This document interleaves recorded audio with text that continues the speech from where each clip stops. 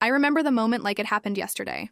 The crystal chandeliers of our Westchester mansion cast golden light across faces that had always turned away from mine.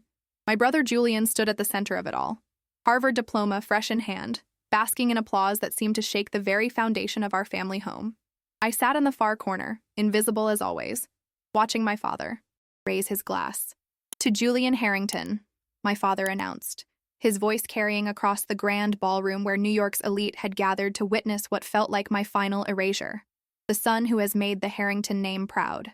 Today, I am pleased to announce that upon my retirement next year, Julian will assume control of Harrington Enterprises, all $75 million of it, along with the keys to our Manhattan penthouse and that Tesla Model S sitting in the driveway."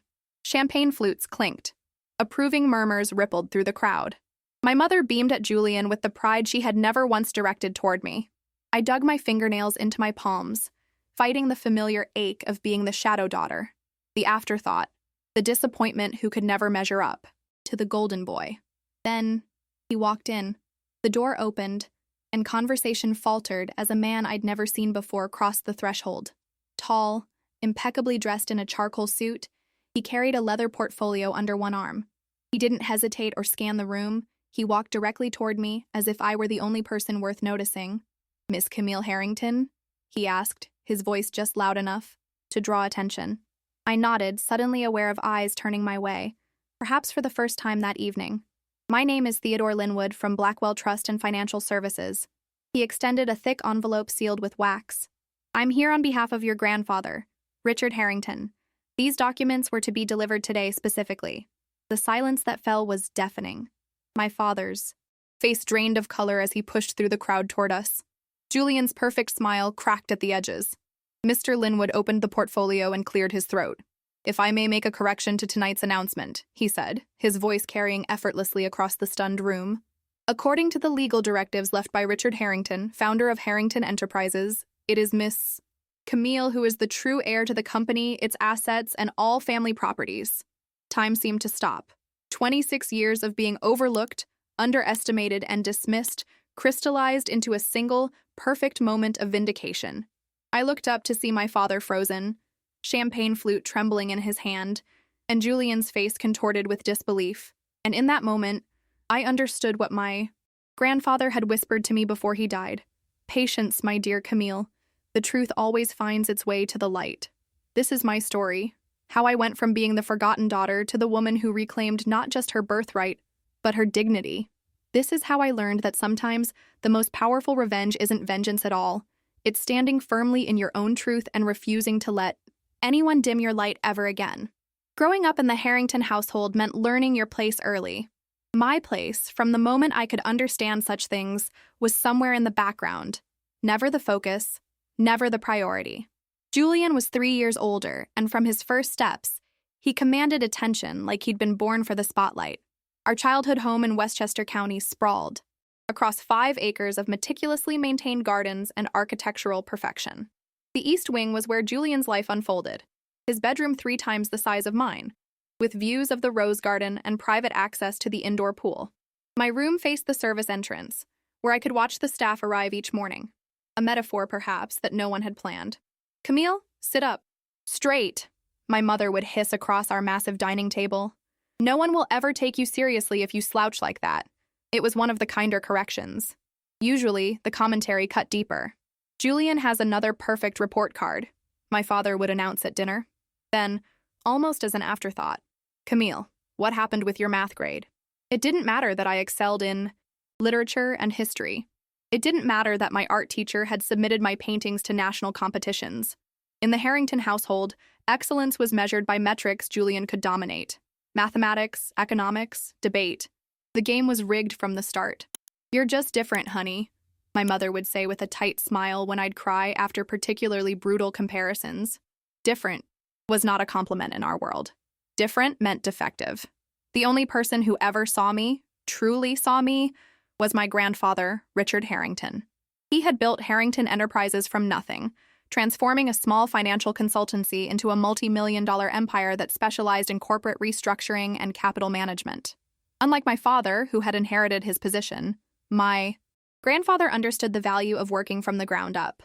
Every Sunday afternoon, While Julian was being paraded at country club events, grandfather would invite me to his study.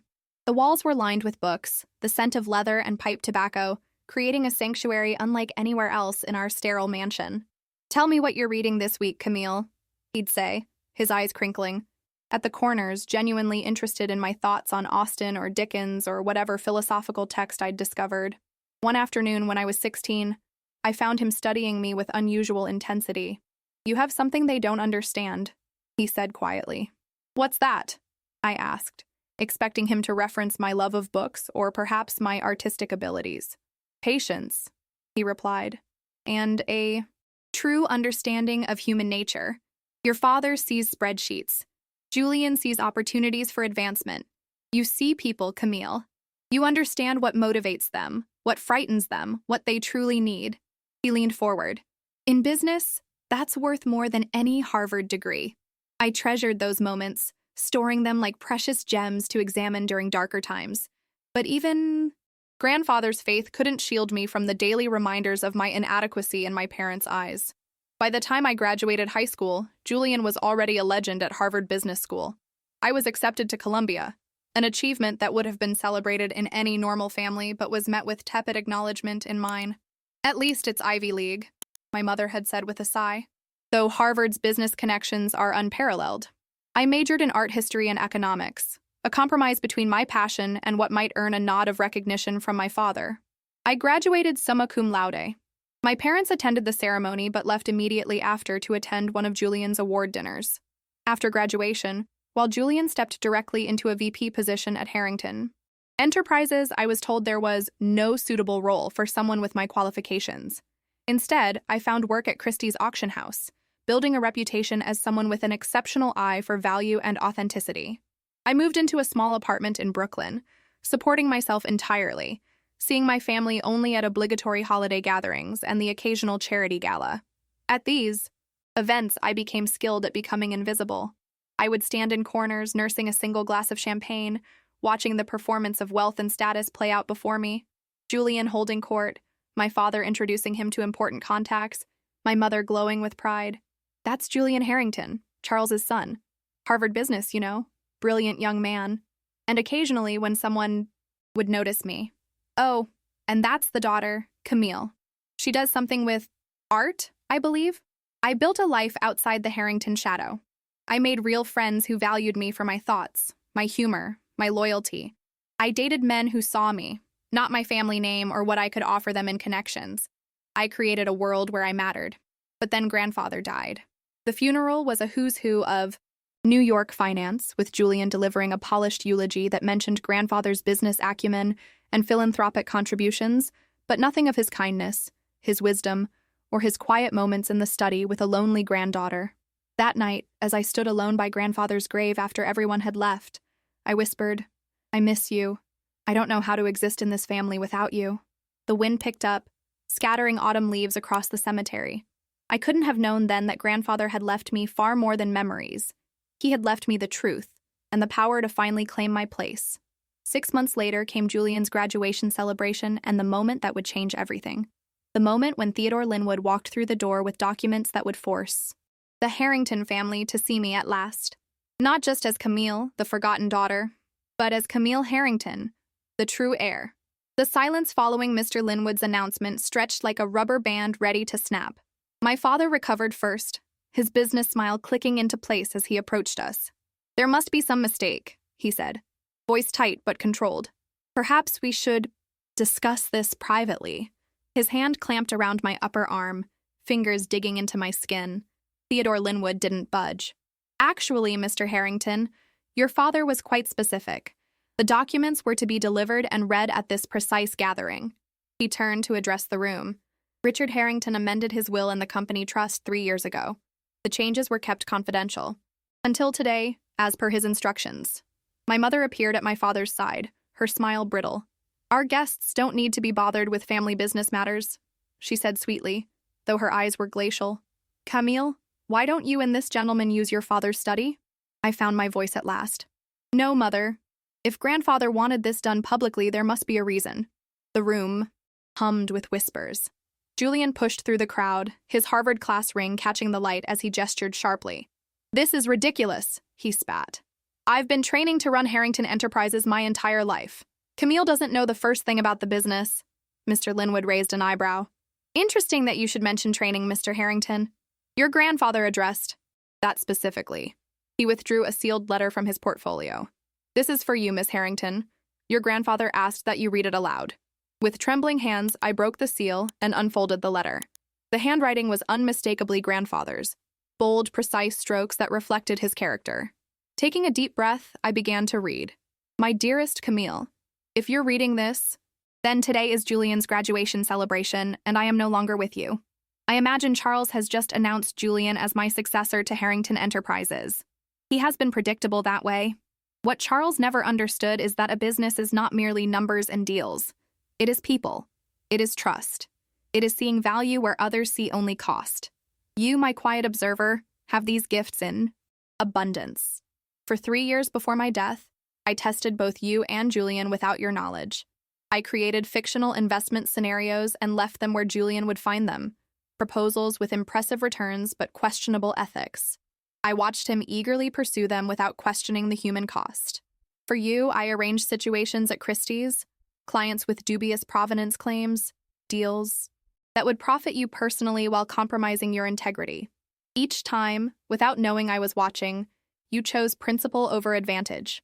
A company's legacy is defined not by its profits, but by its character. Julian has been trained to lead, but you were born to guide with wisdom. Therefore, I leave to you controlling interest in Harrington Enterprises, the Manhattan property, and all associated holdings.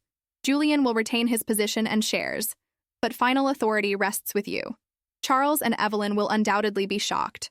They have never seen you clearly, but I have. And I am confident that under your stewardship, our family's legacy will not merely grow wealthier, but more worthy. Stand tall, my girl. Your time has come. With all my love and faith, grandfather. Aye. Lowered the letter, my vision blurred with tears. The room had gone completely still. I could feel the weight of every gaze, some stunned, some calculating, some curious.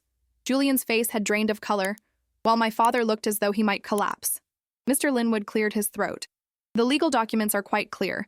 Effective immediately, Miss Camille Harrington holds 51%. Ownership of Harrington Enterprises and all associated properties, including the Manhattan penthouse. Mr. Julian Harrington retains his 20% share, while Mr. and Mrs. Charles Harrington maintain their combined 25%. The remaining 4% is distributed among minor shareholders. My mother recovered first. This is Charles's father we're talking about, she said, her laugh high and strained. He was clearly not in his right mind toward the end. We all saw his decline. Theodore Linwood's expression hardened. Mrs. Harrington, I personally witnessed the signing of these documents 3 years ago. Richard Harrington was mentally acute and legally competent, as certified by 2 independent physicians and a psychiatric evaluation, all included in this portfolio. Furthermore, he retrieved another document. He anticipated this exact reaction and prepared for it. A distinguished older woman I recognized as Patricia Winters, grandfather's longtime attorney, stepped forward from among the guests. I can confirm everything Mr. Linwood has stated. The documents are ironclad, and any challenge would only result in significant public scrutiny of family matters. Richard was thorough in his evidence gathering. My father's face darkened at the implied threat. Whatever grandfather had documented about their treatment of me, he clearly didn't want it made public. Julian lunged forward suddenly, grabbing for the portfolio. "This is my birthright," he shouted, mask of composure completely shattered. "She's been manipulating grandfather for years." Several guests gasped. Mr. Linwood smoothly sidestepped, while 2 security personnel I hadn't noticed before moved to intercept Julian. "That's quite enough," came a commanding voice from the doorway. Alastair Reynolds, chairman of the Harrington Enterprises board, regarded the scene with cool disapproval. Richard shared his intentions with the board last year. "We have been prepared for this transition." He approached me, extending his hand. "The board looks forward to working with you, Miss Harrington." Richard spoke highly of your judgment. It was the final blow to my parents' hopes of dismissing grandfather's decision. The board already knew. They had approved. I shook Alastair's hand, finding strength I didn't know I possessed. "Thank you, Mr. Reynolds. I look forward to honoring my grandfather's legacy." The room had transformed. Where I had entered as a shadow, I now stood in a spotlight. Guests who had barely acknowledged me earlier were reassessing, recalculating their approach. My parents stood frozen in humiliation. And Julian looked at me with naked hatred that made my blood run cold. As people began to whisper and cluster, Theodore Linwood leaned close. "There's a car waiting whenever you're ready to leave, Miss Harrington. Your grandfather suggested you might prefer not to remain here tonight." I nodded gratefully. The thought of staying under the same roof as my family after this revelation was unbearable. As I moved toward the exit, I passed Julian. "You don't deserve this," he hissed. "You have no idea what you're doing." I paused, meeting his gaze directly. "Maybe not," I replied softly, "but I'm going to learn. The difference between us, Julian, is that I know how much I don't know." Outside, the night air felt cleansing. A sleek black car waited at the bottom of the steps, driver holding the door open. As I slid into the back seat, I noticed a small gift box on the seat with a card in grandfather's handwriting. "For new, beginnings." Inside was a key, not to the Manhattan penthouse or any Harrington property, but to grandfather's private cottage in the Berkshires, the place where he had gone to think, to plan, to be himself away from the Harrington name and all its expectations. As the car pulled away from the mansion, I watched the golden windows recede in the distance. 26 years of feeling invisible, invalidated, and insufficient began to lift from my shoulders. I was Camille Harrington, and for the first time in my life, I was seen. The Berkshire cottage was exactly what I needed, a sanctuary of calm after the earthquake that had just shattered my family. While architecturally modest compared to our Westchester mansion, the stone and timber retreat nestled among maple trees held more warmth in its river rock fireplace than the Harrington estate ever had in its marble halls. I spent that first night curled in grandfather's reading chair, watching moonlight filter through the trees outside the window, trying to process everything that had happened. My phone buzzed relentlessly. Julian, my parents, society acquaintances suddenly interested in reconnecting. I silenced it, needing space to think. By morning, the reality had begun to sink in. I wasn't just Camille anymore. I was Camille Harrington, controlling shareholder of a $75 million company I knew primarily from the outside. The weight of responsibility settled over me like a heavy cloak. I was making coffee when Theodore Linwood called. "Good morning, Miss Harrington. I trust you found the cottage suitable?" "It's perfect," I replied. "Thank you for arranging everything. Your grandfather was quite specific about the details." There was a pause. "The board has called an emergency meeting for tomorrow morning at 9. Your presence is requested but not required for this initial session." I took a deep breath. "I'll be there." "Are you certain?" "It might be contentious." "All the more reason to attend," I said, surprising myself with my own resolve. After hanging up, I opened my laptop and began researching everything I could about Harrington Enterprises. I'd absorbed bits and pieces over the years, impossible not to in my family, but I'd always been deliberately excluded from the inner workings. Now I needed to understand what exactly I'd inherited. By afternoon, my head was swimming with information about corporate structure, ongoing projects, and financial reports. I was making notes when a car crunched up the gravel driveway. Through the window, I watched my mother emerge, looking oddly out of place in her designer suit against the rustic setting. Her Louboutins sank slightly into the soft ground as she picked her way to the door. I steeled myself before answering her knock.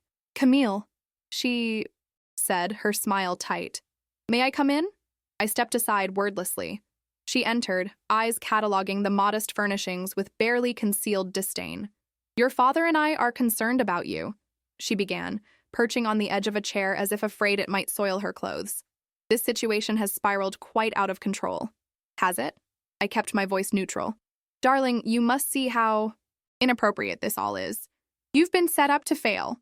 Running Harrington Enterprises isn't like arranging pretty paintings at Christie's.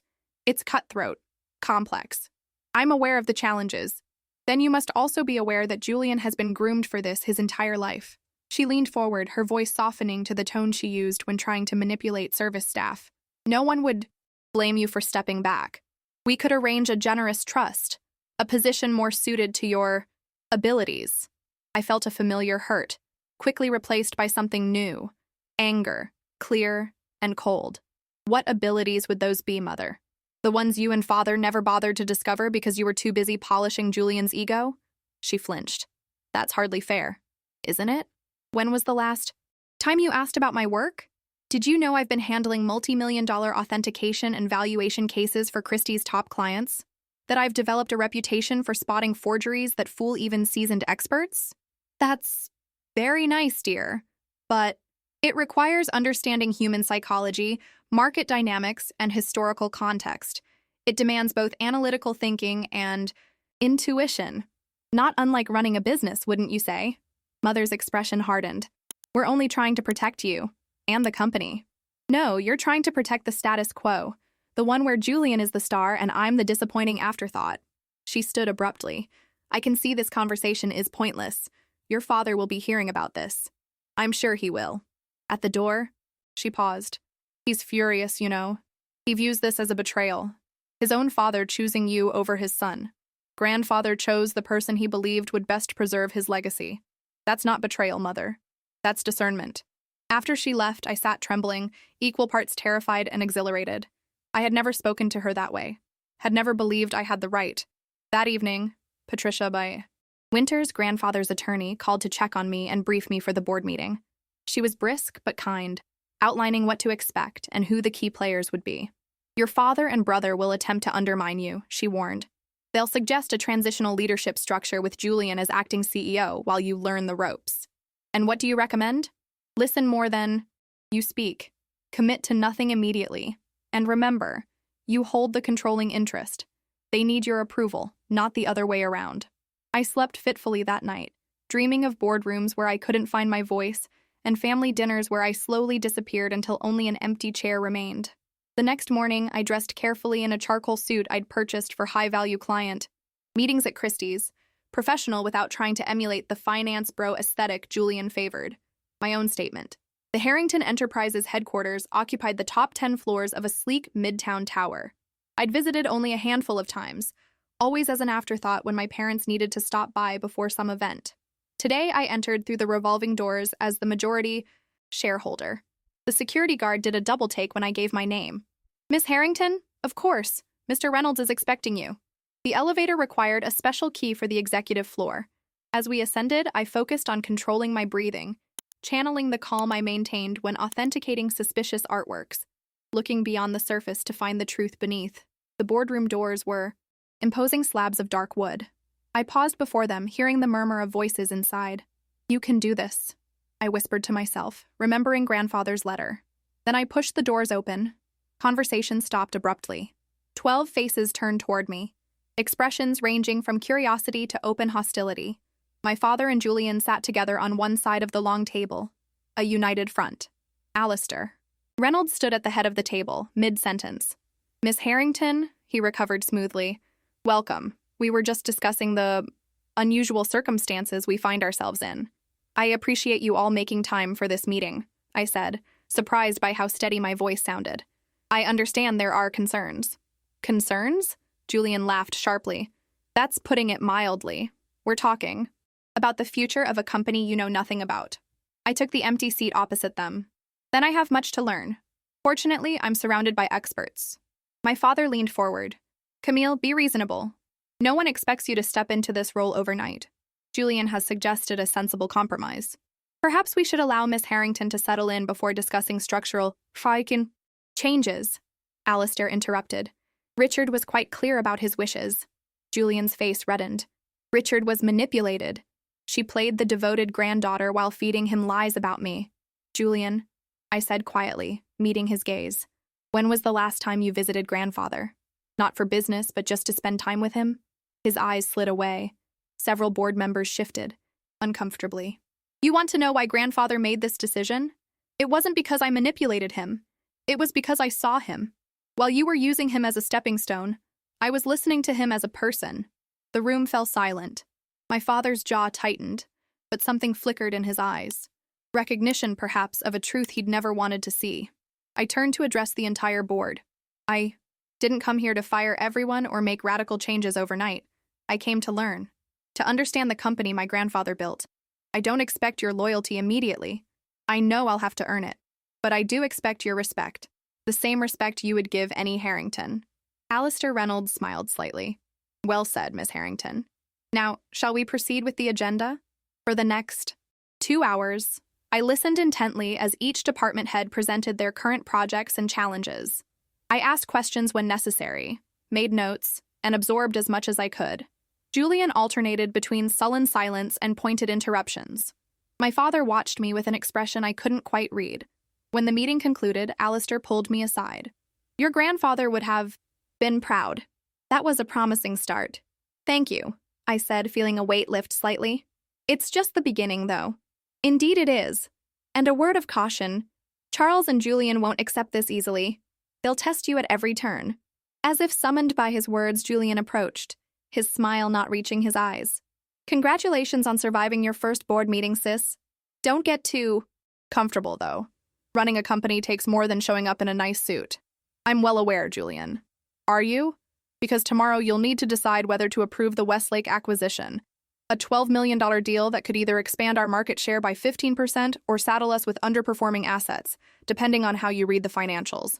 Ready for that responsibility? It was a challenge, clearly designed to intimidate me. I'll review the complete file tonight, I replied evenly, and I'll consult with the financial team before making any decision. His smile faltered. He'd expected me to panic or defer to him. This isn't a game, Camille, he said, voice hardening. People's livelihoods depend on these decisions, which is exactly why I'm taking them seriously. As he walked away, I felt a strange mix of terror and determination. I had claimed my place at the table, but the real work was just beginning. The Manhattan penthouse that now belonged to me felt like a museum of someone else's life. Floor-to-ceiling windows offered spectacular views of Central Park, but the sleek, minimalist furnishings, all chosen by my mother, held no warmth, no personality. Still, it made practical sense to live here rather than commute from Brooklyn, especially with the mountain of work ahead of me. I spent that first night surrounded by financial reports and background documents on the Westlake acquisition Julian had mentioned. The more I read, the more questions I had. Something about the numbers didn't add up. Projections that seemed too optimistic. Assumptions that contradicted market trends I recognized from my work with high-value art investments. At 2 a.m., I found myself staring at a particular page, a note scrawled in the margin in what looked like grandfather's handwriting. Verify independent valuation. It was circled twice. I slept for 3 hours before heading to the office, earlier than necessary. I wanted time to orient myself before the day's meetings. The executive floor was quiet when I arrived, just a few early associates preparing for the day. I found my grandfather's office, my office now, and paused at the threshold. It felt like trespassing despite the nameplate that now read, Camille Harrington, Chief Executive. The space was exactly as I remembered from my rare visits. Leather-bound books lining one wall, a massive desk of polished walnut, and floor-to-ceiling windows overlooking Manhattan. Photos in silver frames documented grandfather's life, mostly business achievements, handshakes with dignitaries, and ribbon cuttings at new office locations. I noticed one photo I'd never seen before on his desk. It showed me at about 16, sitting cross-legged on the floor of his study, completely absorbed in a book while he watched me with unmistakable pride from his chair. I didn't even remember the photo being taken. Setting down my bag, I began reviewing the Westlake acquisition documents again. I needed more information, especially about the independent valuation grandfather had questioned. A knock at the door interrupted my thoughts. Monica Chen, my grandfather's executive assistant, my executive assistant, now stood there with a coffee. Good morning, Miss Harrington. I thought you might need this. She set down the cup, black with 1 sugar, exactly how I liked it. Thank you, Monica. And please, call me Camille. She smiled slightly. Your grandfather said you'd say that. She hesitated. He spoke of you often, you know. Said you had the heart the company needed. The unexpected alliance nearly brought tears to my eyes. Monica, what do you know about the Westlake acquisition? Particularly the independent valuation? Her expression grew careful. The file should have everything you need. The file mentions a valuation that seems optimistic. My grandfather questioned it. Monica glanced at the door, then lowered her voice. The original valuation came in much lower. It was adjusted. At Mr. Julian's request. My stomach tightened. Can you get me the original report? It was supposedly destroyed, but she straightened. I'll see what I can find. As 9 o'clock approached, the office hummed with activity. I could feel curious glances and whispers following me. The Harrington family drama had undoubtedly spread through the company grapevine. Julian arrived at 9:15, entering my office without knocking. He looked impeccable as always, but the dark circles under his eyes suggested he'd slept as poorly as I had. "We need to talk about Westlake," he said without preamble. "The deal needs to be finalized today. I've already prepared the approval documents for your signature." He tossed a folder onto my desk. "I've been reviewing the file," I replied. "I have some concerns about the valuation." His expression flickered. "What concerns? The numbers are solid." "Are they?" "Because they don't align with current market trends." "Since when are you an expert on corporate valuations?" "I value multi-million-dollar assets for a living, Julian. Different market, similar principles." He leaned forward, hands braced on my desk. "Look, this deal has been in motion for months. The board is expecting it to close. Backing out now would damage our reputation and tank our quarterly projections. I'm not saying we should back out. I'm saying we need to verify the numbers before committing. There's no time. We need a decision today." I met his gaze steadily. "Then my answer is no, not until I have more information." His face flushed with anger. "You have no idea what you're doing. This is exactly why father—" "Why father what, Julian? Why he never thought I was worth investing in? Why he treated me like an afterthought? Or why he's never once in 26 years told me he was proud of me?" The rawness of my response seemed to catch him off guard. For a moment, I glimpsed something beyond anger in his eyes. Perhaps recognition, perhaps even a flicker of shame. But it vanished quickly. "You're going to regret this," he said coldly, before storming out. An hour later, Monica slipped into my office, closing the door behind her. "I found something." She handed me a file with no labels. "This never came from me." Inside was the original valuation report on Westlake Industries, showing a value nearly 40% lower than the figure in the official documents. Also included were emails between Julian and the valuation firm, strongly suggesting adjustments to make the acquisition more appealing to the board. I felt physically ill. This wasn't just aggressive business tactics. This bordered on fraud, and Julian had been ready to let me sign off on it. When my father requested a meeting that afternoon, I wasn't surprised. He would have heard, about my refusal by now. What did surprise me was his request to meet outside the office, at the members-only Hudson Club where he conducted his most sensitive business discussions. The club's wood-paneled dining room hummed with the quiet conversations of New York's elite. My father occupied his usual corner table, Manhattan skyline framing him like a backdrop designed to emphasize his importance. He rose as I approached, the gesture more habit than genuine courtesy. "Camille, thank you for coming." I sat across from him, declining the wine he offered. I needed a clear head. "Julian tells me you're holding up the Westlake deal," he began, after preliminary small talk about the weather. "I'm concerned about the valuation," I replied. "It appears to be significantly inflated." He waved dismissively. "Valuations are always somewhat subjective. Julian has a more aggressive vision for the company's growth. There's aggressive, and then there's misleading. This crosses that line." My father's expression hardened. "You've been in the position for 48 hours. Perhaps a bit of humility would be appropriate before you start criticizing strategies developed by experienced executives." Would those be the same executives who deliberately altered an independent valuation report? His slight flinch told me everything. He knew. "Camille," his voice lowered to ensure privacy, "business isn't black and white. Sometimes projections need to be optimistically framed to secure board approval for strategic moves." "You mean lied about?" "I mean presented in their best possible light." I took a deep breath. Did grandfather know about these practices? A flash of discomfort crossed his face. "Your grandfather had his way of doing business. Times have changed." "Have they? Or have you and Julian simply changed the company's values to suit yourselves?" "That's enough." His tone turned ice cold. "I didn't bring you here to be lectured on business ethics by my daughter, who until recently spent her days organizing pretty pictures. The dismissal stung, but I refused to show it. Why did you bring me here?" He leaned forward. "To offer you a way out. One that preserves your dignity and the company's stability." He slid a document across the table. "A modified trust arrangement. You maintain ownership on paper, but delegate operational control to Julian and me. In return, you receive a generous annual distribution, $5 million, tax-free, and can pursue whatever interests you like. $5 million to disappear again, to return to invisibility. And if I refuse," his smile didn't reach his eyes, "then prepare for war, Camille. Because neither Julian nor I will stand by while you dismantle everything we've built based on some misguided notion of ethical business practices." I pushed the document back toward him, untouched. I think I'll take my chances. As I stood to leave, he called after me. You're more like him than I thought. Stubborn to a fault. I paused. Thank you. That's the nicest thing you've ever said to me. That night, I made two decisions. First, I would formally reject the Westlake acquisition as currently structured.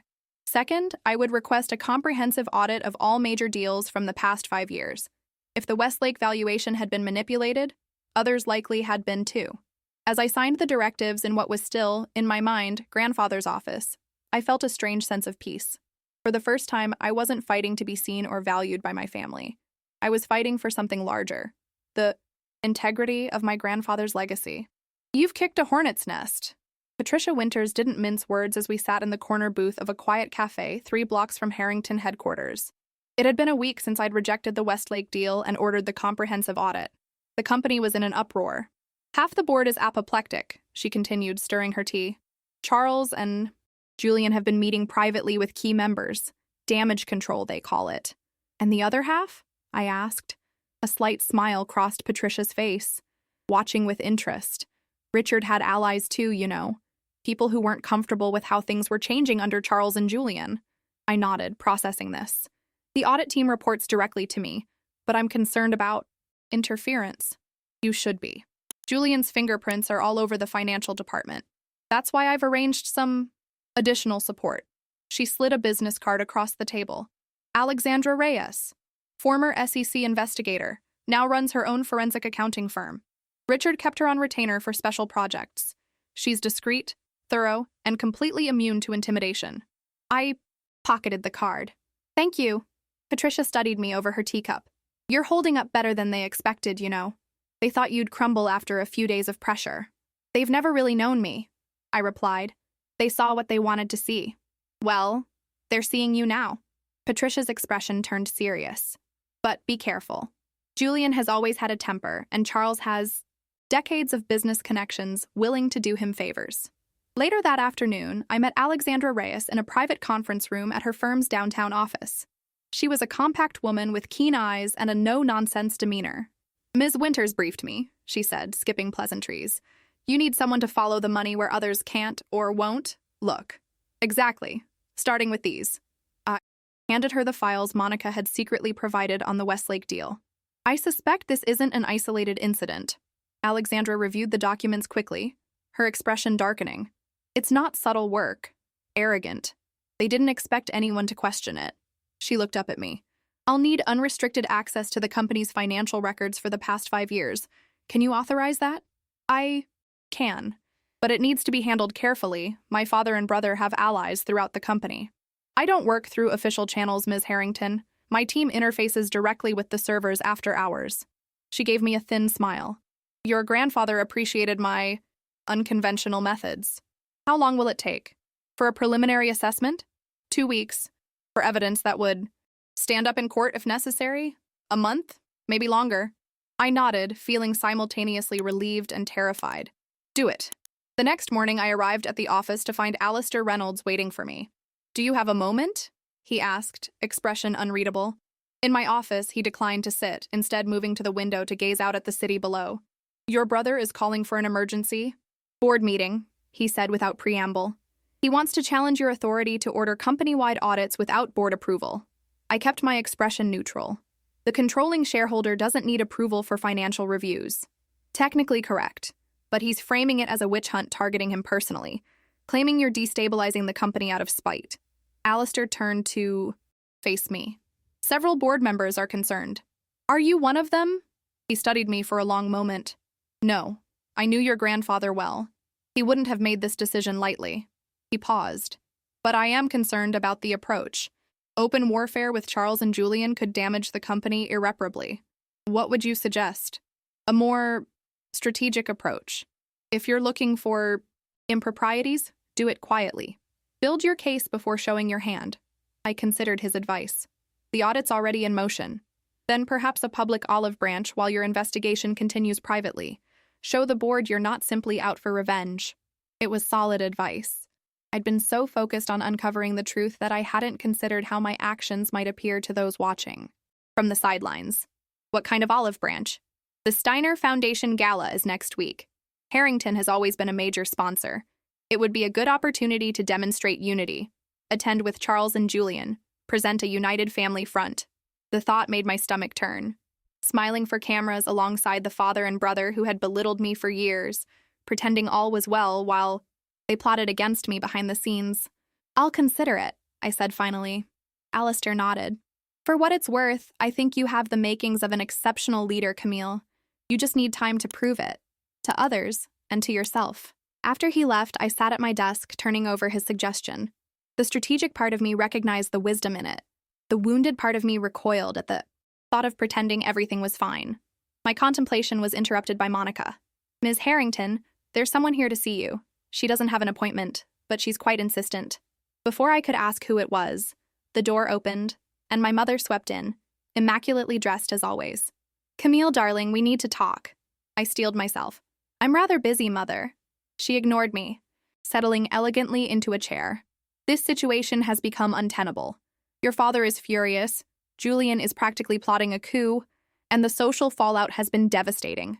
Do you know Mrs. Winthrop asked me if we were having family troubles at the museum benefit? Of course, her primary concern would be social embarrassment.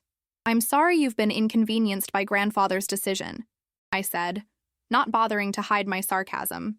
She flinched slightly. This isn't about me. It's about you throwing away a perfectly good arrangement out of some misguided need for validation. An arrangement where Julian and father continue mismanaging the company while I cash checks and stay invisible? That arrangement? Managing a company isn't your strength, Camille. How would you know what my strengths are? You've never bothered to find out. She sighed dramatically. I'm trying to help you. The board meeting Julian's calling won't end well for you. Even with controlling interest, you need allies. Right now, you have very few. For once, she wasn't entirely wrong. I was outnumbered, still learning the landscape, vulnerable to the alliances my father and brother had cultivated for years. What exactly are you suggesting? Compromise. Cancel this ridiculous audit. Attend the Steiner Gala with us next week. Show a united front. Then we can discuss a more reasonable division of responsibilities. I studied her, seeing the calculation behind the concern. Did father send you to deliver this message? A flash of irritation crossed her face. I'm capable of having my own thoughts, Camille. Of course. It's just interesting that you're suggesting exactly what would benefit him and Julian most. She stood abruptly. I can see this is pointless, but remember, I tried to help you. When this all comes crashing down, remember that. After she left, I sat in silence, weighing my options. I was caught in a dangerous game with players who had years of experience and everything to lose. Perhaps Alistair and my mother were right about one thing. I needed to appear conciliatory while continuing my investigation behind the scenes. I called Patricia. I need your advice on handling the board meeting Julian's called. Don't try to fight them head-on, she said immediately. Not yet. You need time for Alexandra to complete her work. So I should agree to attend the Steiner Gala? Play happy families? Precisely. Let them think they're winning. Meanwhile, we prepare. The strategy felt distasteful but necessary. I spent the next several days learning everything I could about the company's operations, meeting with department heads, and reviewing financial statements.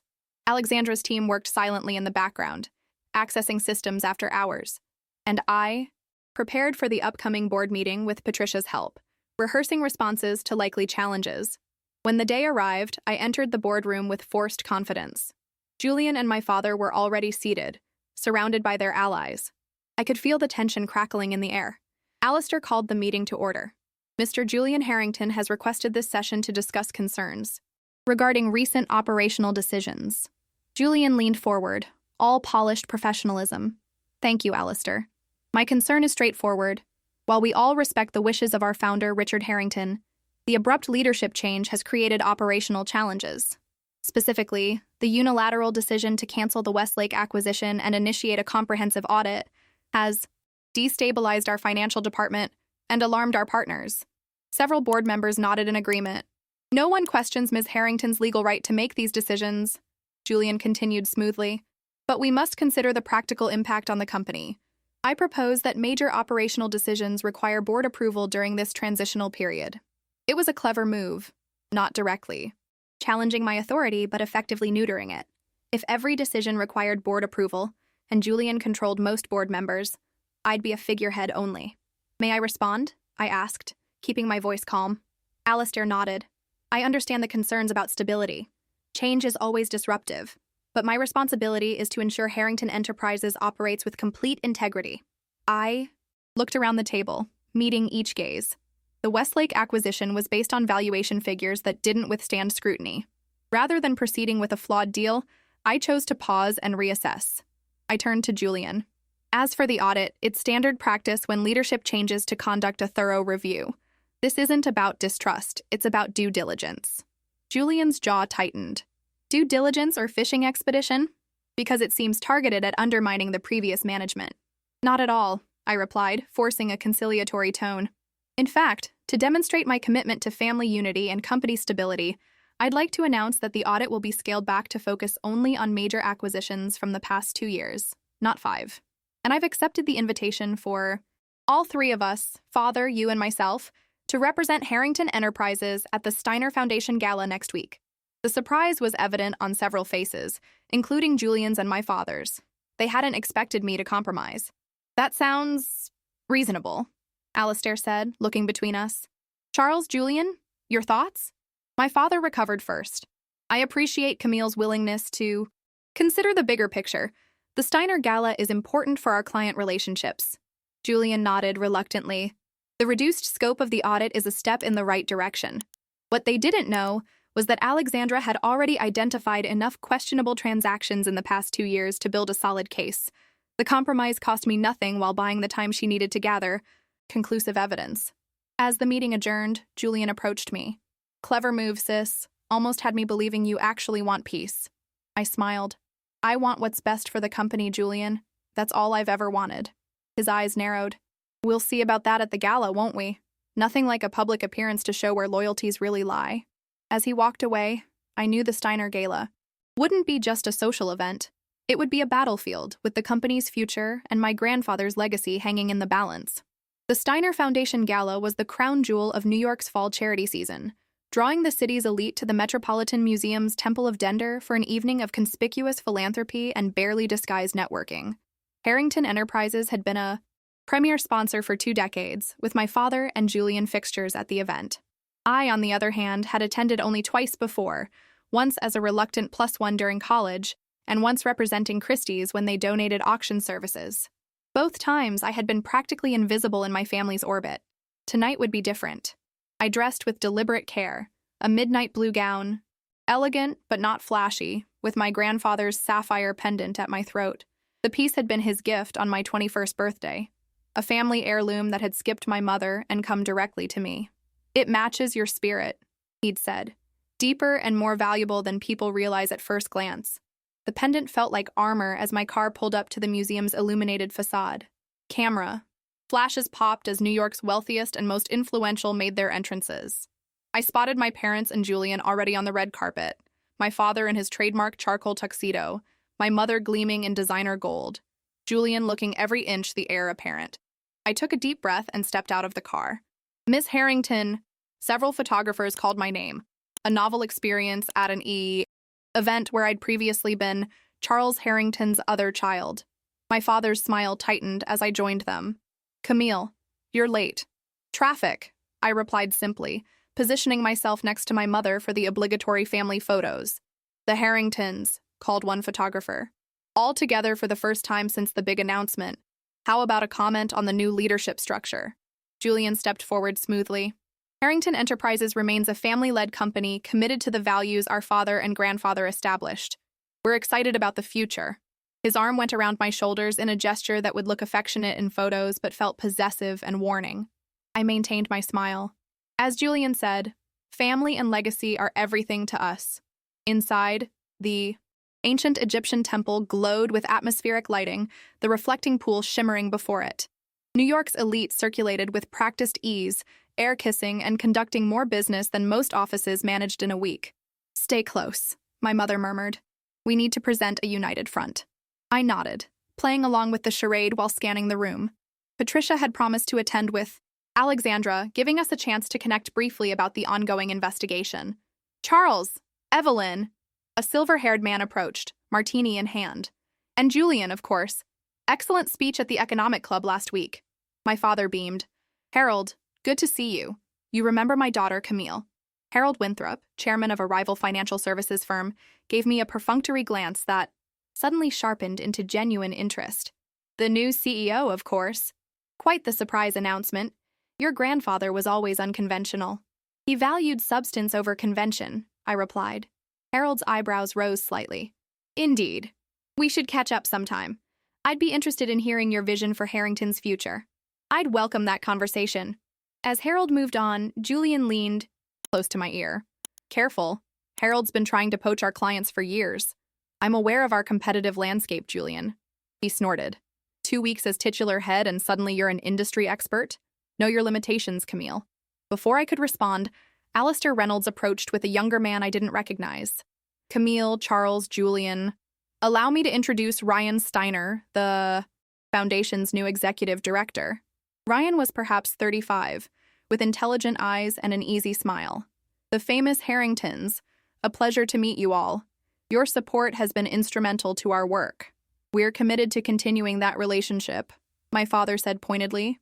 Absolutely, I agreed. In fact, I've been reviewing our philanthropic portfolio.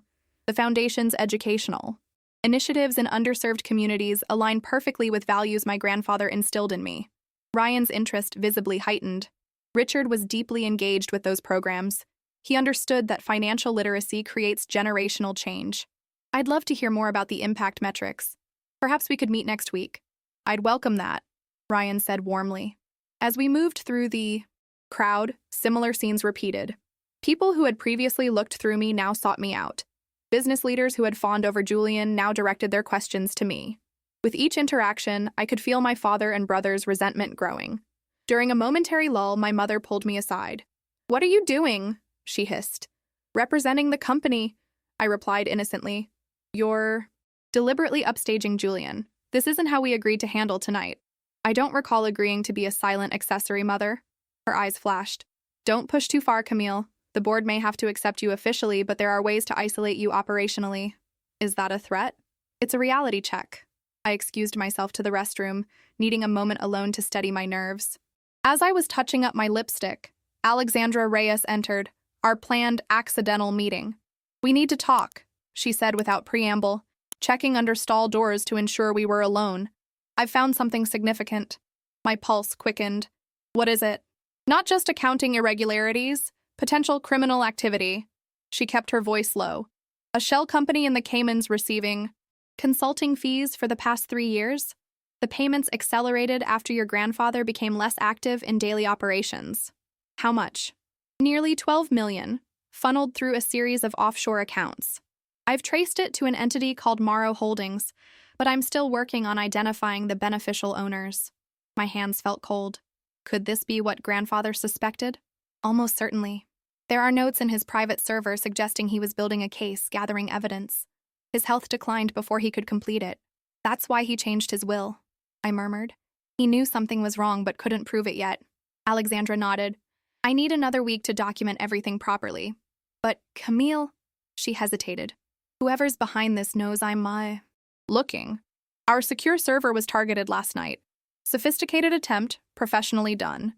Fear slid down my spine. "Are you in danger?" "I've taken precautions. But you should too. Be careful who you trust, even inside the company." After she left, I stood gripping the marble countertop, mind racing. This was bigger than family dysfunction or questionable business ethics. This was potentially criminal fraud, and my father, brother, or both might be directly implicated. I composed myself and returned to the gala, seeing the glittering crowd through new eyes. How many of these people knew? How many had suspected but looked the other way? And how would they react when the truth emerged? There you are. Julian materialized beside me, champagne flute in hand. Father's about to give his speech. We're expected on stage with him. We made our way to the temple steps where my father was already taking the podium, the Harrington Enterprises logo projected behind him. "Distinguished guests, friends, colleagues," he began with practiced charm. "For 20 years, Harrington Enterprises has been proud to support the Steiner Foundation's vital work." I stood slightly behind him with Julian, the perfect family tableau. My father continued, his voice resonating through the temple hall. "And as we look to the future, we remain committed to the values that have guided our company from the beginning: integrity, excellence, and family. The irony of his words hit me like a physical blow. Integrity. While millions disappeared into offshore accounts. Family. When he'd spent my entire life making me feel worthless. Harrington Enterprises has always been about legacy, he continued. About building something that endures beyond any individual. My father understood that. I understand that. And the next generation, he gestured to Julian and me, understands that too. Applause filled the hall. My father stepped back, putting his arms around both of us for the cameras. His grip on my shoulder was painfully tight. Smile, he muttered through his teeth. This is what unity looks like. As the applause continued, I maintained my composed expression, even as my mind solidified around a decision. I would not be part of this charade any longer. When Alexandra completed her investigation, I wouldn't just quietly correct the problems. I would expose them. Completely. Whatever the cost to the family name, whatever the personal consequences. Because some legacies weren't worth preserving, and some families needed to face the truth before they could heal. As we left the stage, Ryan Steiner approached again. Powerful words, Mr. Harrington, and may I say, it's refreshing to see such family solidarity in today's corporate world. My father smiled, magnanimously. The Harrington name stands for something in this city, Ryan. We may have our private disagreements like any family, but ultimately, blood is thicker than water. I couldn't let the lie stand. What the Harrington name stands for is what matters most, I said quietly but firmly. My grandfather built this company on principles that can't be compromised, no matter the cost. The Xiaos. Subtle shift in the atmosphere was immediate. My father's smile froze. Julian's eyes narrowed. Ryan looked between us, sensing the undercurrents. Well said, Camille, Ryan replied after a moment. Richard would be proud to hear that perspective. As Ryan moved away, my father turned to me, voice low and dangerous. What the hell was that? Just reinforcing our commitment to integrity, I replied. Evenly. Isn't that what tonight is all about? Appearances? His face flushed with anger. We will discuss this later. Yes, I agreed. We certainly will. For the remainder of the evening, I played my role perfectly, smiling for photos, engaging graciously with donors and partners, standing alongside my family as if we weren't fracturing beneath the surface. But inside, something had crystallized. I was no longer fighting just for my place or even for my grandfather's legacy. I was fighting for the truth, and soon, everyone would know exactly what the Harrington name truly stood for. The week following the Steiner Gala passed in a strange limbo of public unity and private tension. On the surface, Harrington Enterprises continued normal operations. My father and Julian maintained their roles, attending meetings and making decisions as if nothing had changed. I played along, signing necessary documents and appearing at required functions, while Alexandra completed her investigation. The facade cracked on Thursday morning when Monica rushed into my office, face pale. Someone's been accessing your files, she whispered. Not just company documents, your personal emails, calendar, phone records. My stomach dropped. How do you know? IT security flagged unusual activity. The head of cybersecurity is a friend. He warned me privately before filing an official report. She hesitated. The access came from Julian's executive credentials. I shouldn't have been surprised, yet the violation still stung. Has he found anything about Alexandra's investigation? I don't think so. Those communications have been through her secure channels, not company systems. I nodded, relieved but wary. Thank you, Monica. Be careful. I don't want you caught in the crossfire. She straightened. Your grandfather looked out for me for 20 years. I know where my loyalty belongs. That afternoon, I received a text from Alexandra. Complete. Meeting tonight. Usual place. 8 p.m. Heart racing, I cleared my schedule and spent the rest of the day reviewing routine paperwork, trying to appear normal despite the knowledge that everything was about to change. Julian watched me from across the executive floor, his gaze calculating. I smiled pleasantly whenever our eyes met, a gesture that seemed to unsettle him more than hostility would have. At precisely 8, I arrived. At Alexandra's firm, bypassing the main entrance for a service door as instructed. She waited in a conference room with Patricia Winters and a third person I didn't recognize, a serious-looking man in his 50s.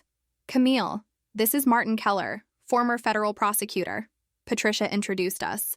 Given what Alexandra has uncovered, we thought legal counsel with specific experience in financial crimes would be prudent. Martin shook my hand firmly. Ms. Harrington, I've reviewed the preliminary findings. We should talk about next steps. Alexandra spread files across the table. It's worse than we initially thought. The shell company, Morrow Holdings, was just the beginning.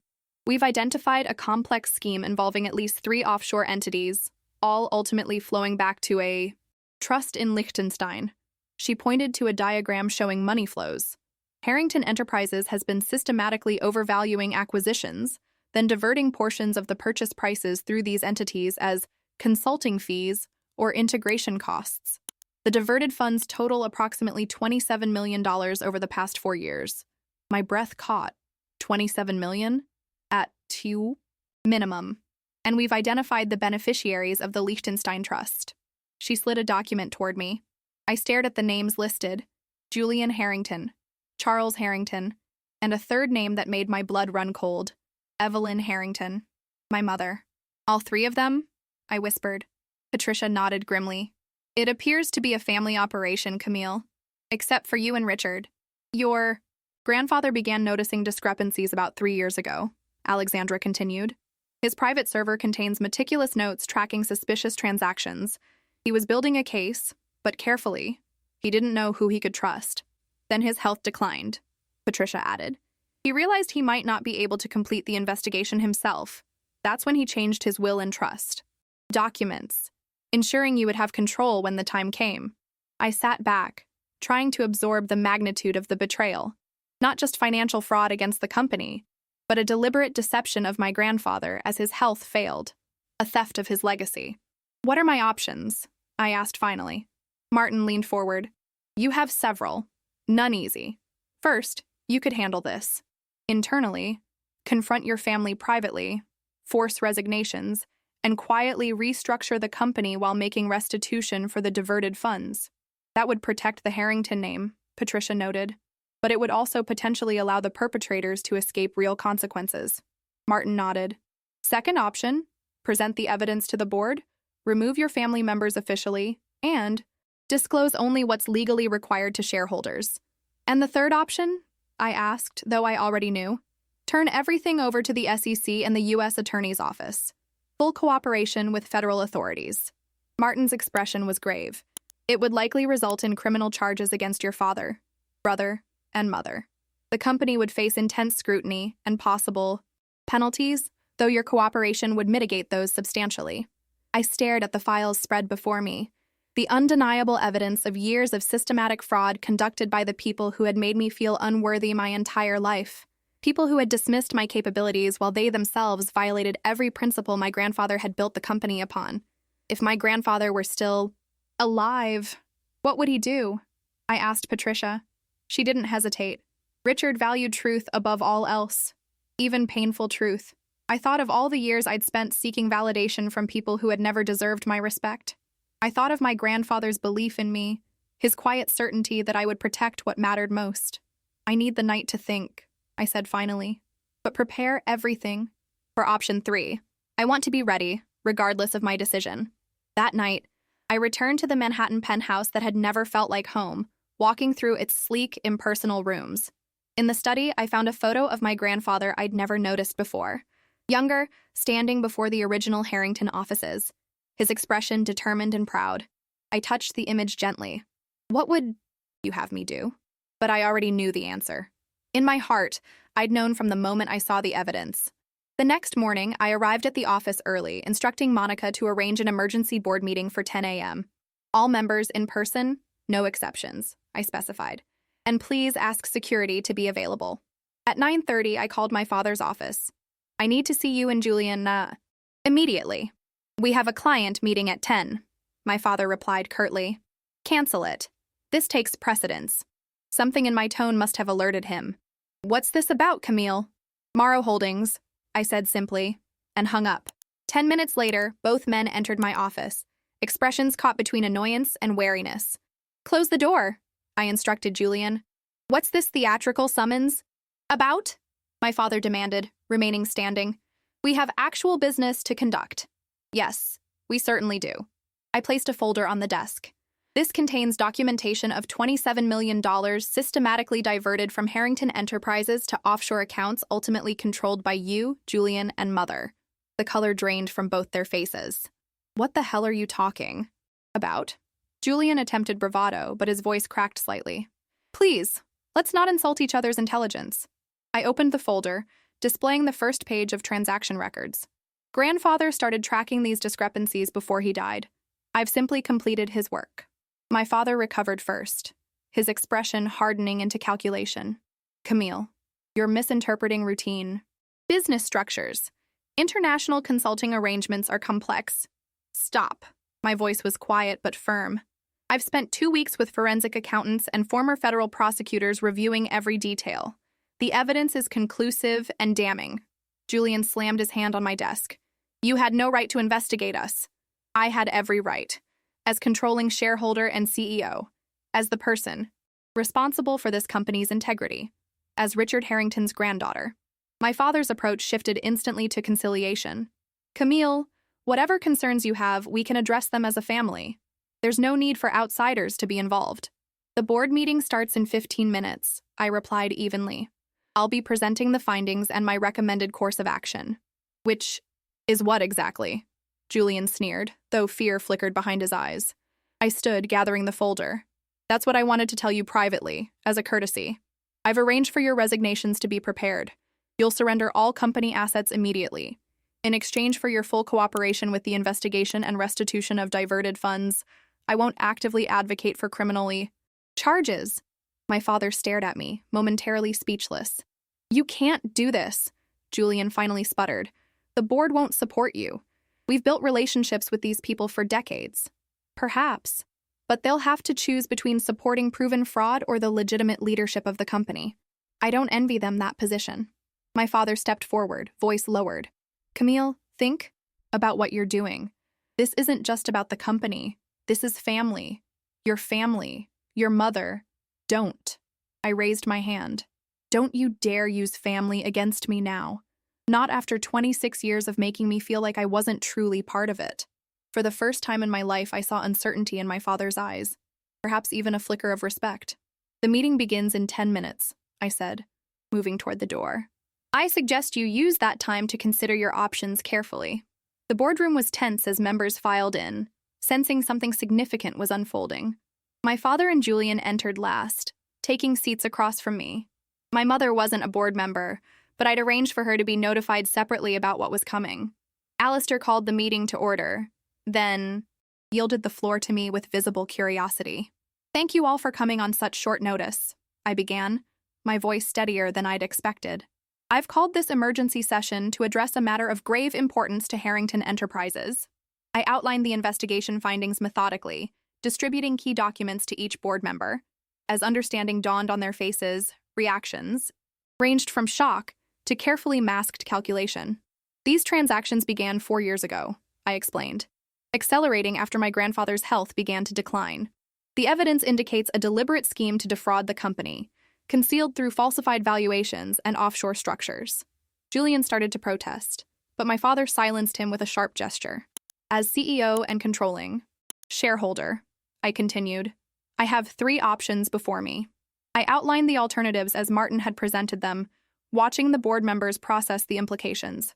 After careful consideration, I've decided on a course of action that I believe best serves the company's interests while honoring its core values. I paused, looking directly at my father and brother.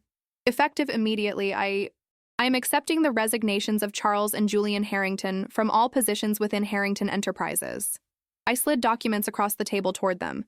In addition, I am initiating full cooperation with appropriate regulatory authorities regarding these findings. The room erupted in murmurs.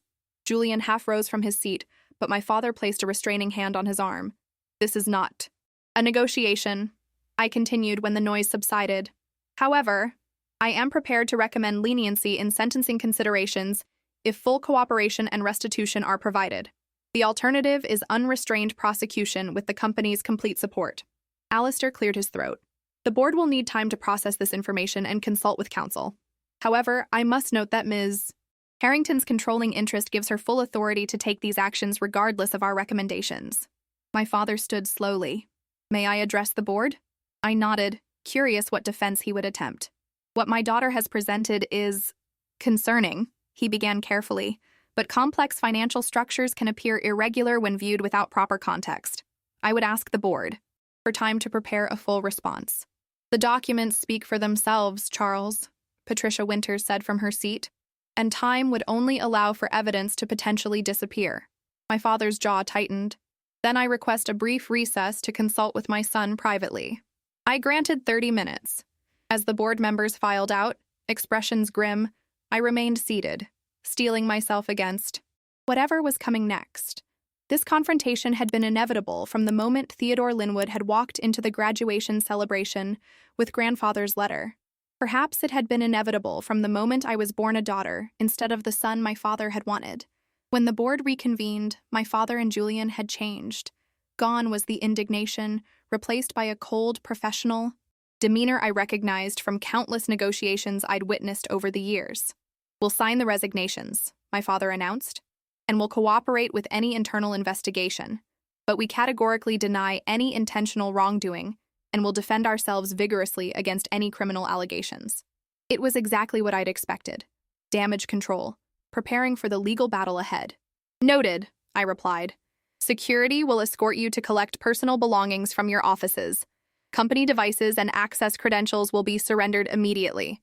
As the meeting concluded, Julian paused beside my chair. "You have no idea what you've done," he said, voice low. "You think this makes you powerful? It makes you alone, completely alone."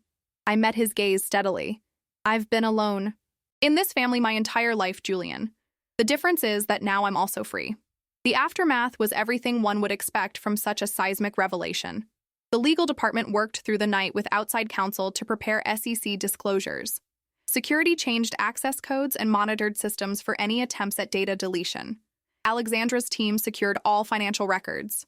I returned to the penthouse late that night to find my mother waiting. Her perfect composure finally cracked. "How could you?" she demanded, voice raw with emotion I'd rarely heard from her. "We're your family. Were you thinking about family when you helped divert $27 million that rightfully belonged to the company?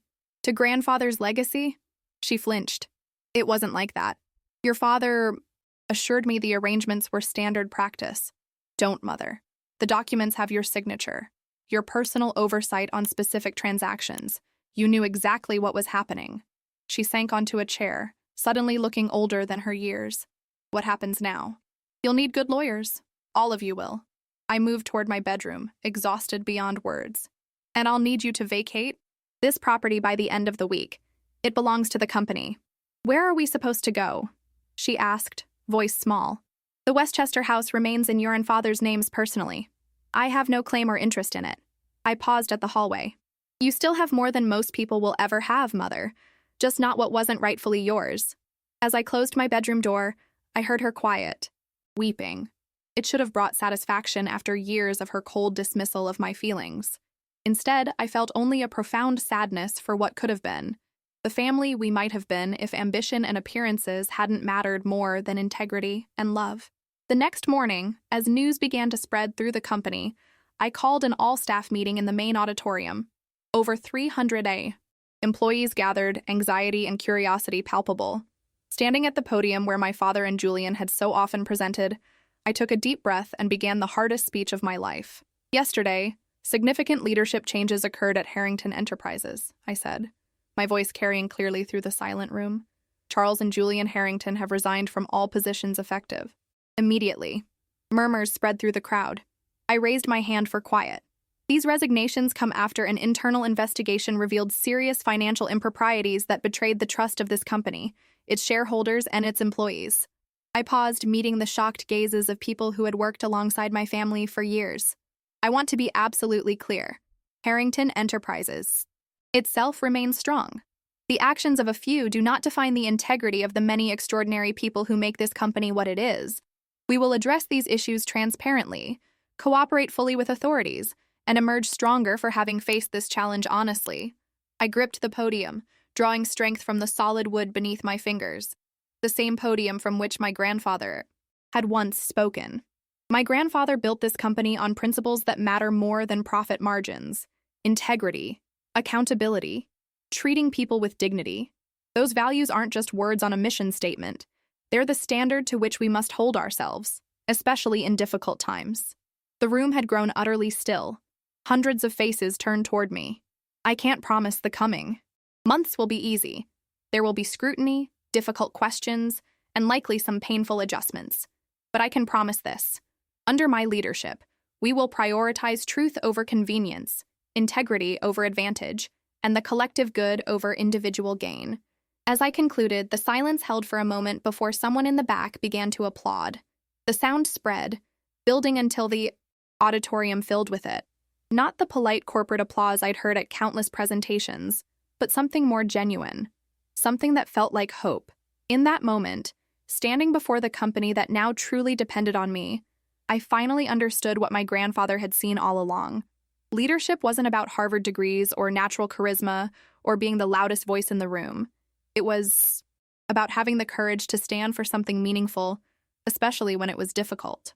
For the first time in my life, I felt truly worthy of the Harrington name, not because of who my parents were or what positions I held, but because I had chosen to honor what that name should have always meant.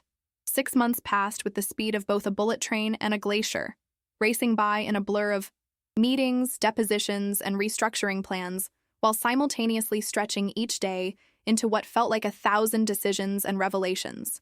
The legal consequences unfolded largely as expected. My father negotiated a plea agreement that limited his prison time to 30 months in a minimum security facility in exchange for full cooperation. Julian fought the charges longer but eventually accepted a similar deal for 18 months. My mother received probation and community service after demonstrating her comparatively limited role in the scheme. The press had a field day with what they dubbed the Harrington betrayal. Financial publications dissected the fraud in exacting detail. Society columnists reveled in the family drama. For weeks, I couldn't open a newspaper or turn on a television without seeing our name. Through it all, I focused on rebuilding what mattered: the company's integrity, its culture, and its future. On a crisp October morning, exactly 1 year after grandfather's letter had changed everything, I stood at the windows of what was now truly my office, watching the city awaken below. The door opened softly behind me. "Everything's ready," Monica said. "The board is assembled." I nodded, gathering the presentation materials I'd prepared. "And the special guest?" "Waiting in the conference room as requested." Today marked a turning point, the official unveiling of Harrington Enterprises' restructured identity and future direction. After months of careful analysis and planning, we were ready to move forward, not just recovering from the scandal, but emerging stronger because of the lessons it had taught us. The boardroom felt different now. Half the faces were new, respected industry leaders I'd personally recruited to replace those who'd resigned in the aftermath of the revelations. Alistair remained as chairman, one of the few who had demonstrated genuine integrity throughout the crisis. "Good morning," I began, taking my place at the head of the table. Today marks 1 year since we confronted difficult truths about this company's past. It also marks the beginning of its future. I presented the comprehensive plan we'd developed, a restructured corporate governance model with unprecedented transparency, a new ethics framework with external oversight, and a strategic pivot that leveraged our financial expertise to support sustainable development and educational access. "We've weathered perhaps the greatest challenge in our company's history," I concluded. The easy path would have been cosmetic changes, new policies that look good on paper but don't fundamentally change how we operate. Instead, we've chosen the harder path of genuine transformation. Alistair nodded approvingly. "The board has reviewed these proposals in detail, and we're unanimous in our support. Camille, you've accomplished in 1 year what many leaders couldn't achieve in a decade. Thank you. But the credit belongs to everyone who stayed and helped rebuild. Which brings me to my final announcement." I moved to the door. "There's someone I'd like you to meet." I opened the door to the conference room, where Ryan Steiner waited. Since our first meeting at the gala, we'd developed both a professional relationship and a personal friendship that had become increasingly important to me during the difficult months of transition. As you know, the Steiner Foundation has been a long-standing partner of Harrington Enterprises, I explained as Ryan joined us. What you may not know is that they've been pioneering financial literacy programs in underserved communities for the past decade. Ryan took over seamlessly. "Our work has reached over 20,000 students, but we've always faced limitations in scaling our impact. That's why I'm excited to announce that the Steiner Foundation and Harrington Enterprises are launching a joint initiative, the Richard Harrington Financial Futures Program. Together, we outlined the $50 million Commitment to expand financial education across the country, focusing on communities with limited access to economic opportunity. The initiative would become the cornerstone of Harrington's new corporate social responsibility platform. My grandfather believed that understanding money, how to earn it, manage it, and use it responsibly, was a form of power that everyone deserved access to, I said. This program honors his true legacy. After the meeting adjourned, Ryan and I walked through the executive floor, where renovations had transformed the formerly intimidating space into something more open and collaborative. Your grandfather would be proud, Ryan said quietly, not just of what you've built, but of how you built it. I hope so, I replied. There were moments this year when I wasn't sure we'd survive the scandal. But you did more than survive. You transformed it into an opportunity for genuine change. He hesitated. That dinner offer still stands, to celebrate today's announcement. I smiled. I'd like that. After the press conference this afternoon, the company auditorium was filled beyond capacity for the official announcement. Employees, media, and industry representatives gathered to hear the company's new direction. As I approached the podium, I felt a strange sense of completion, as if a circle that began with my grandfather's faith in me was finally closing. A year ago, I stood here during the most difficult moment in our company's history, I began. Today, I stand before you to share not just how we've recovered, but how we've reinvented ourselves. As I outlined our vision for the future, I saw genuine excitement in the faces before me. This wasn't the forced enthusiasm of corporate events past, but something authentic, a shared commitment to building something meaningful. The true measure of character isn't avoiding failure, I concluded. It's how you respond when failure finds you. Harrington Enterprises has faced its failures, honestly. Now we move forward with humility, purpose, and an unwavering commitment to the values that should have guided us all along. The applause was overwhelming. As I stepped away from the podium, employees I'd come to know over the past year approached with congratulations and expressions of support. The company culture had transformed from one of fear and hierarchy to one of collaboration and shared purpose. Later that evening, I met Ryan at a quiet restaurant in the West Village, far from the midtown power dining spots my father had favored. To new beginnings, he toasted, raising his glass. And hard-earned wisdom, I added, clinking my glass against his. Have you heard from them? He asked carefully. Your family? I nodded. My mother writes occasionally. My father's not allowed contact while he's serving his sentence. Julian, I shrugged. Julian will always see me as the enemy. I'm sorry. Don't be. I've made peace with it. I looked out at the couples and friends enjoying their meals around us. You know what I've realized? Family isn't just about blood. It's about who sees you, really sees you, and values what they see. Your grandfather saw you. Yes, and now I have a company full of people who see each other, who work together because they believe in something larger than themselves. I smiled. It's not a conventional family, but it's mine. After dinner, we walked through Washington Square Park, the arch illuminated against the night sky. Students from NYU clustered on benches, street musicians played for tips, and the energy of the city hummed around us. What's next for Camille Harrington? Ryan asked. Now that you've successfully reinvented a $75 million company? I laughed. One day at a time, I think. I'm still learning, still growing into this role. You've already proven yourself more than capable. Perhaps. But the most important lesson I've learned is that leadership isn't about having all the answers. It's about asking the right questions and being brave enough to hear the answers, even when they're difficult. We paused beneath the arch, the city stretching before us in all directions. I thought about the journey of the past year, from invisible daughter to reluctant heir to confident leader, about all the moments of doubt and fear that had nearly overwhelmed me, about the strength I'd discovered within myself that had been there all along, waiting for the chance to emerge. You know, I said, for years I wanted nothing more than for my family to see me, to acknowledge my worth. I thought that's what would finally make me feel complete. And now? Now I understand that my worth was never determined by their recognition of it. It was always there, whether they saw it or not. I smiled. My grandfather gave me many gifts, but that understanding was the most precious. As we continued our walk through the vibrant heart of the city, I felt a sense of peace that had eluded me my entire life. The Harrington name would always be part of me, but it no longer defined me. I had defined it, reshaping its meaning through choices that honored integrity over advantage, truth over convenience. In the end, I hadn't just inherited a company. I'd inherited the chance to become the person I was always meant to be. Not the shadow daughter, not the forgotten child, but Camille Harrington, a woman who had faced the hardest truths with courage and emerged stronger for having done so. And in that strength, I had finally found the one thing I had sought my entire life, the unshakable knowledge that I was enough exactly as I was.